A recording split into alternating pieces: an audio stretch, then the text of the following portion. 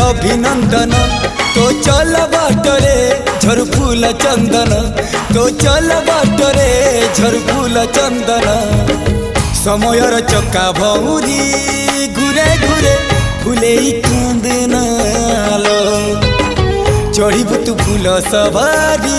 धीरे धीरे फुले कांदनालो बाहागर सुख परा